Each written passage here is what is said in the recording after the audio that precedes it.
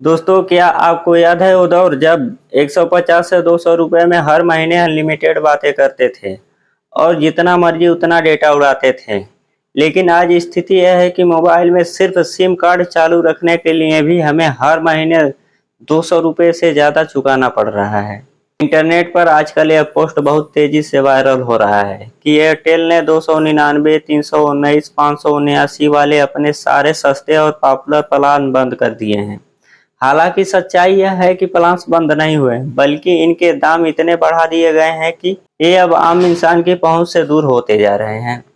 आज इस वीडियो में हम किसी अफवाह पर बात नहीं करेंगे। आज हम बात करेंगे कड़वी सच्चाई पर कि आखिर टेलीकॉम कंपनियों की यह मनमानी कब तक चलेगी, आम आदमी की जेब पर इसका क्या असर हो रहा है, सरकार को इस पर क्या एक्शन लेना चाहिए और इस भारी भरकम खर्चे को कम करने के लिए आपके पास क्या रास्ते बचे हैं। तो सबसे पहले समझते हैं कि इसका एक आम आदमी पर क्या असर हो रहा है। आज भारत में इंटरनेट कोई लग्जरी या शौक की चीज नहीं रह गया है।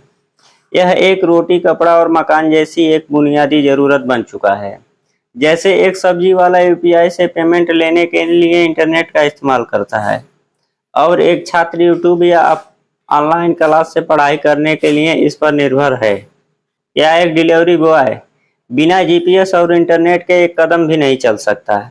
लेकिन जब टेलीकॉम कंपनियां अपने रिचार्ज प्लान्स में अचानक 15 से 25% तक की बढ़ोतरी कर देती है, तो क्या एक आम परिवार जिसके घर में 3 या 4 स्मार्टफोन है, उसका महीने का बजट सीधे 300 से 400 रुपये बढ़ जाता है। कंपनियों के लिए रिचार्ज कुछ रुपए बढ़ोतरी हो सकती है, लेकिन एक दिहाड़ी मजदूर, एक स्टूडेंट की पॉकेट मनी के लिए एक बहुत बड़ा झटका है। इसे आप डिजिटल इंडिया पर लगाने वाले एक छोटा हिडन टैक्स कह सकते हैं, जिसे देना आपकी मजबूरी बन चुका है। लेकिन अब आते हैं सबसे बड़े सवाल पर, इन प्राइवेट कंपनियों की यह मनमानी आखिर कब तक चलेगी और ये सरकार या रेगुलेटरी बॉडी जैसे ट्राई इन्हें रोकती क्यों नहीं है। इसका सीधा सा जवाब है डुओपोली, यानी सिर्फ 2-3 बड़ी कंपनियों का राज। साल 2016 के बाद से मार्केट में दर्जनों छोटी टेलीकॉम कंपनियां कंपटीशन से बाहर हो गई, लेकिन आज पूरे देश के टेलीकॉम मार्केट पर सिर्फ 2 या 3 बड़ी प्राइवेट कंपनियों का कब्जा है। जब कंपटीशन खत्म हो जाता है तो कंपनियों के पास यह पावर आ जाती है कि वे जब चाहें, जैसे चाहें, अपनी मर्जी से दाम तय कर सकते हैं। ग्राहकों के पास कोई और रास्ता ही नहीं रहता।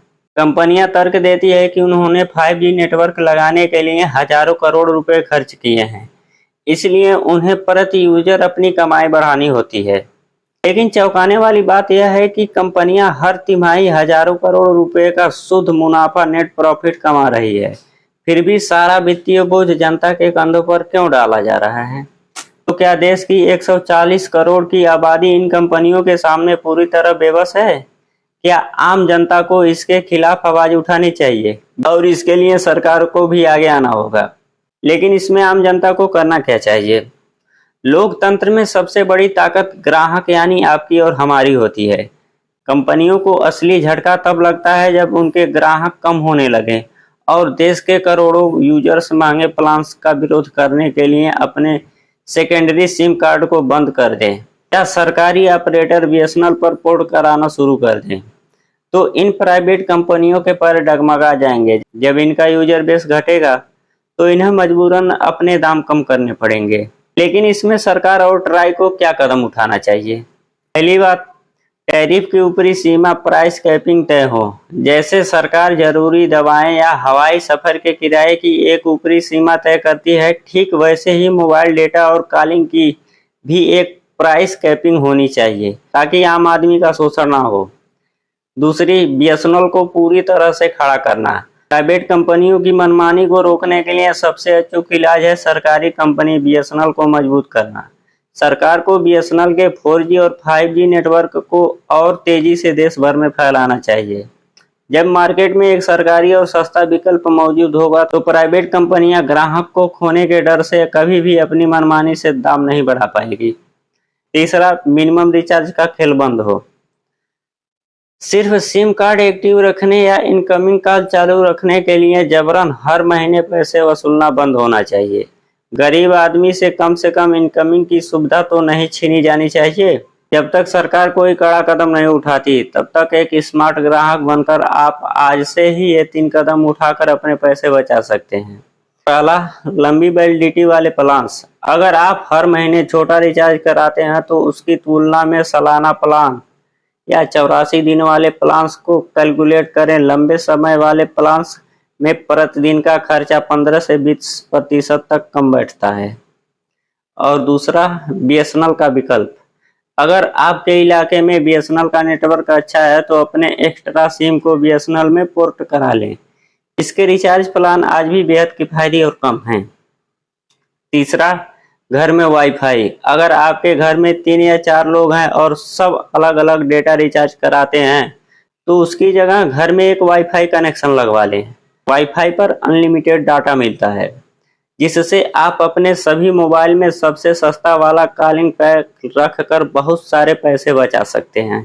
दोस्तों, इंटरनेट आज हमारी जिंदगी का हिस्सा है, लेकिन इसका मतलब यह नहीं कि कंपनी हमारी मजबूरी का नाजायज फायदा उठाए। एक जागरूक नागरिक और ग्राहक के तौर पर हमें अपने अधिकारों के लिए बात करनी ही होगी।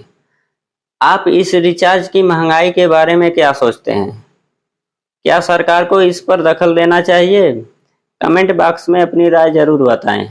अगर यह वीडियो इन्फॉर्मेटिव लगी हो तो अपने दोस्तों और परिवार के साथ शेयर करें। चैनल को सब्सक्राइब करें और पेज को फॉलो करना मत भूलिए।